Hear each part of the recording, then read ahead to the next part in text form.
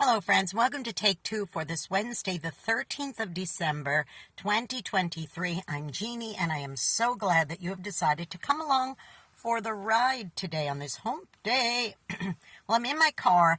I just went past the house of some old dear friends of ours. Tomorrow marks 1 year of the passing of their daughter. Now, of course, we've been very good friends with these folks for a long time. We were kind of, fairly well acquainted with their daughter. We weren't best friends with her or anything, but we were very good friends with the parents.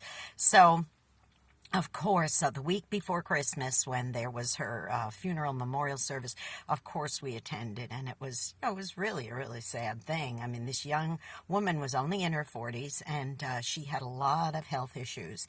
As a matter of fact, the whole household had health issues, and so she was kind of caregiving her mom and dad who had these health problems, and then she herself had a great deal, including heart trouble, and a lot of us didn't even know that was going on. And a year ago, it'll be tomorrow, she was in the kitchen making her breakfast, and in the middle of making her breakfast, her mom heard a big thump. She came rushing in, and there was her daughter, just like that. She had passed away, had major heart failure, and just was on the floor and was gone. And, of course, it was quite shocking. Now, why am I telling you all this? Well, as I said, I just kind of passed by their house, and I was thinking, my gosh, it's a year already that dear girl is gone.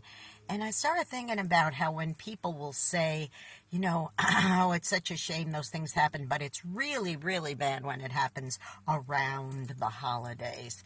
And now it's never a good time to have, your daughter all of a sudden die of a heart attack and land on the kitchen floor. That's never a good time for that. But I have to say that when it does happen around the Christmas time or Thanksgiving or something like that, it makes it especially difficult. So for these dear folks, I don't think Christmas will ever have the same meaning again. Now, they raised a bunch of kids, and they have from their other children, grandchildren and all that. So Christmas has been always a happy time for them. But now I think the memory of Christmas will always be tainted with thinking about their I believe it was their youngest child who passed away.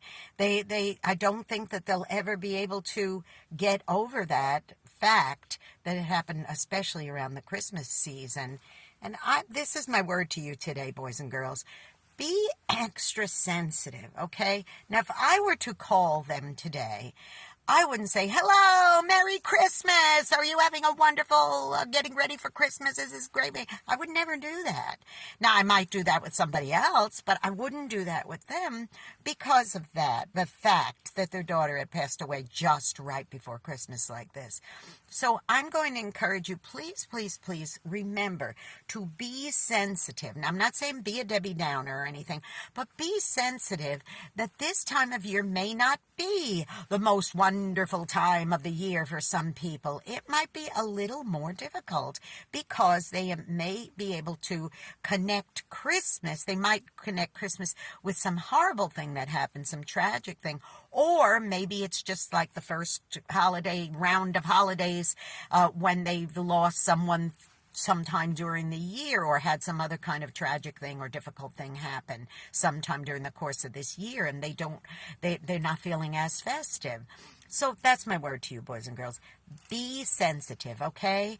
Weigh each situation when you greet people during the holiday season, and be sensitive that it may not be the most wonderful time of the year for some, but you could at least, through your sensitivity, show them the love, and you could be an encouragement to them. I always say, go out and be an encouragement to somebody, because you may be the only one who is. And in a case like this, when I pick up the phone tomorrow to call my friends and realize, that it is the year mark, I just want to be an encouragement to them and say, listen, I'm calling because I want to remember the life of your daughter and what a blessing she was and what encouragement she was to so many. And I think it's important that we do that, okay? Now listen, here's a way you can encourage me. Don't forget to subscribe to this YouTube channel if you haven't done so already. Jeanne Sigler, Jeannesigler. Hit the subscribe button, the notification bell, and I'll let you know when another Take Two is posting.